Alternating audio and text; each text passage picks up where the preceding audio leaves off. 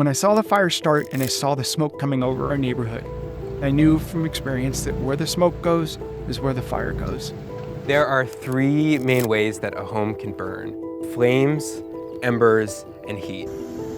My neighbor's yard caught on fire 2 doors away, and we tried to fight it with a garden hose, and it was too hot. The winds were too fierce. There's too many embers. And it was at that point I knew we weren't going to stop it.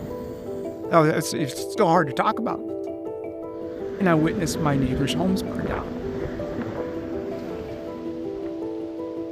Immediately after the fire, when it's fresh on your minds, that's when we need to really look at how it impacted us or our neighbors or friends, and look at our own property and realize this can happen. It did happen. Can this happen to me?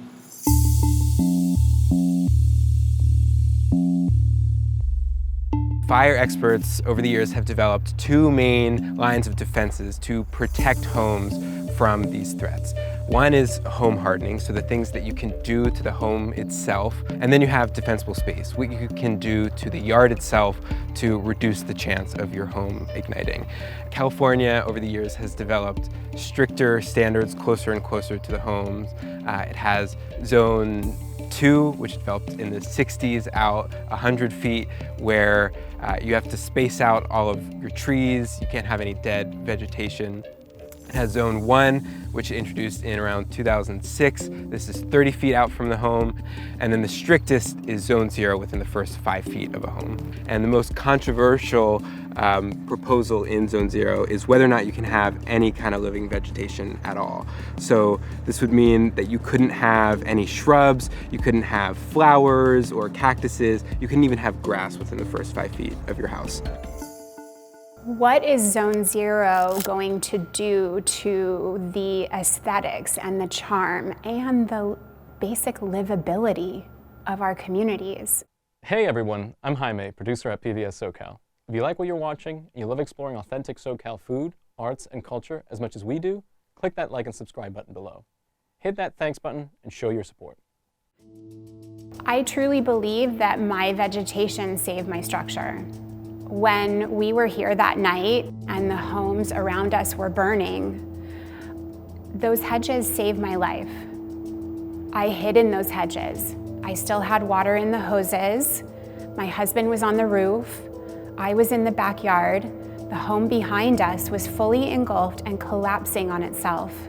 It rained sheets of flames down on us.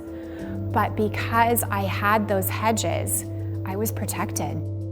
It goes against every part of my experience fighting this fire to think that if I had not had those hedges, I would have been burned and I would have been in greater danger. Zone 0 and all of the defensible space requirements apply to areas that have very high fire hazard, and the state maps these out. And over the years, they've been increasing the amount of land that's in these areas. In California, this is about 6 million acres of urban developed areas. So we're talking about millions of Californians that within a few years will have to implement all of these Zone 0 regulations and requirements. Bougainvillea, very flammable up next to the house. Rosemary, any plant that's got that oil that smells good, they burn very hot and very fast. We're not saying you can't have it. We're just saying don't put it right next to your house. Put it far enough away when it burns, it's not going to set the house on fire. Well, the rules as they stand call for the removal of all vegetation within 5 feet of any structure in the very high fire hazard severity zones, with some exception for trees. And in Los Angeles, where we have very small loss, particularly in this neighborhood like Silver Lake, where I live, that means the removal of quite a bit of vegetation. And in Silver Lake in particular, we stand to lose by some estimates up to 18% of our tree canopy.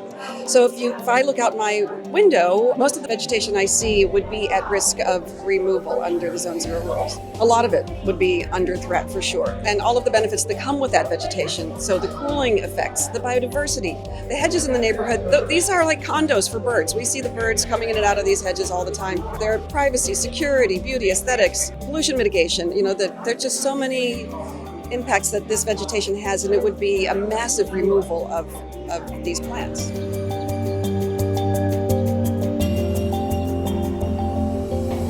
There's a lot of competing values here. If all you care about is wildfire risk reduction, you can just pave over everything and nothing's gonna ignite. But people care about the plants that they have. They like living in an ecosystem. On top of that, removing all this vegetation is not cheap. It can often cost thousands of dollars for people. And so if you're suddenly gonna impose this requirement and there's not a lot of ways for people to get financial support to do that, that's another burden that exists on people. So I have heard the statements that, that a hedge had saved the house because it blocked the embers. You can't really say that unless you were there.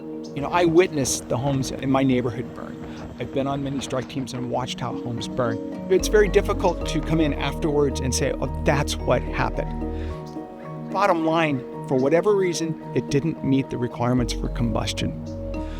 I had one lady say, hey, the one house on the block was survived because the hedge was there.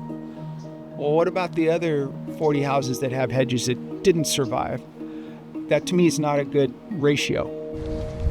Scientists are still trying to figure out how effective Zone Zero is and what different proposals here might actually be the most effective. There's been a lot of studies in these big fire labs where they'll reconstruct homes inside a lab. They have these big fans and they'll create a fire and ignite a structure and just look at what happens.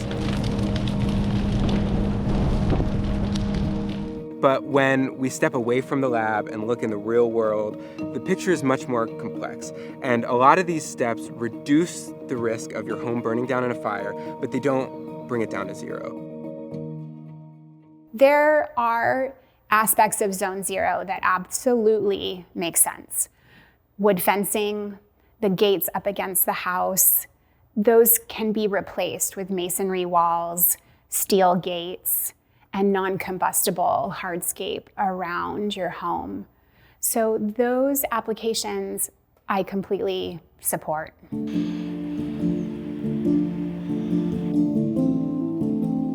The more time that passes after the fire and the further you are from the fire, you start to become complacent again. It becomes a story in the past.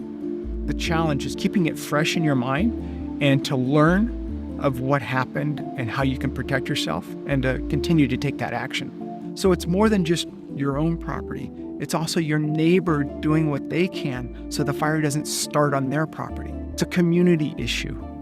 We don't want to be that first house in the community that sets the rest of them on fire. So if I do the home hardening and the vegetation management on my property, I'm ensuring that my house doesn't catch on fire, so it won't set my neighbor's house on fire.